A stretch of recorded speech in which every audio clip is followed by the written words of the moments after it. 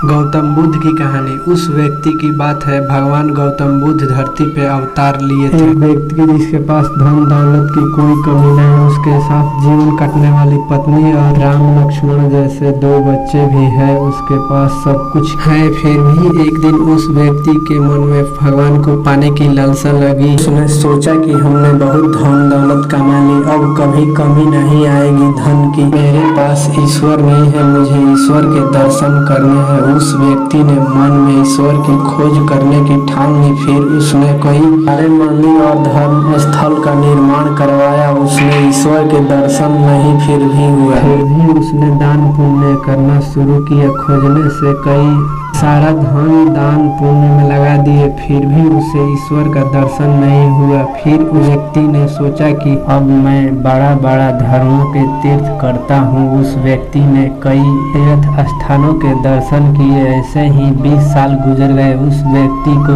ईश्वर नहीं मिले। भगवान को पाने की कोशिश करते करते इंसान वो थक गया और आखिर में वे भगवान महात्मा बुद्ध के पास आए और कहने लगा कि महात्मा, मैं 20 साल से ईश्वर को खोज रहा हूँ, ईश्वर मुझे कहीं नहीं मिले, क्या आप मुझे ईश्वर का मार्गदर्शन दिखा सकते हैं? उस व्यक्ति का बातें सुनकर महात्मा बुद्ध पूछने लगे कि सुनो बालक, ईश्वर को खोजना कोई बड़ी बात नहीं, वो तो आसानी से मिल जाएंगे।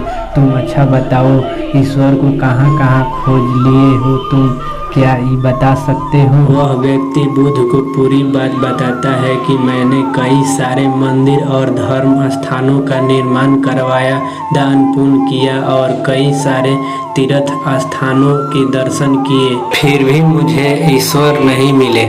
महात्मा बुद्ध उनकी बातें सुनकर हंस पड़े और कहा, ठीक है, तुम्हें ईश्वर के दर्शन करने हैं तो तुम शाम के वक्त मेरे पास आ जाना, तुम्हें ईश्वर मिल जाएंगे। वो सज्जन खुश होकर चला गया। मुझे आज ईश्वर के दर्शन हो जाएंगे। फिर कुछ देर बाद संध्या होने लगा, पर महात्मा बुद्ध ने संध्या होने से पहले कुछ ढूंढने लग जाते हैं। शिष्य ने आकर पूछा कि गुरुजी, आप क्या ढूंढ रहे हैं? महात्मा बुद्ध ने बताया कि मेरे पास एक कीमती मोती था, परंतु वो खो गया है, उसे ही ढूंढ रहा हूँ। महात्मा बुद्ध की बातें सुनकर शिष्य ने भी मोती को ढूंढने लग गए। सभी ने मोती ढूंढ ही रहे थे, तब तक वह व्यक्ति पहुंच गया और देखा कि कुटिया के बाहर महात्मा बुद्ध और उनके शिष्य कुछ ढूंढ रहे हैं। उस व्यक्ति ने बुद्ध के पास जाकर पूछा कि गुरुजी, आप सब क्या ढूंढ रहे हैं? महात्मा बुद्ध ने बताया कि